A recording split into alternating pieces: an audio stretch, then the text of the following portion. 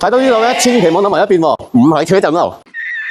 呢一台咧就係我哋野馬最新引進嘅搖搖機嚟嘅。咁我哋嘅搖搖機咧就模擬路況、路試嘅情況嘅，同埋都有左右搖擺嘅。嗱，咁當你有打方向入異響啊，或者底盤異響啊，通過我哋搖搖機可以好清晰咁見到你個底盤狀況嘅。鏡頭幫睇睇。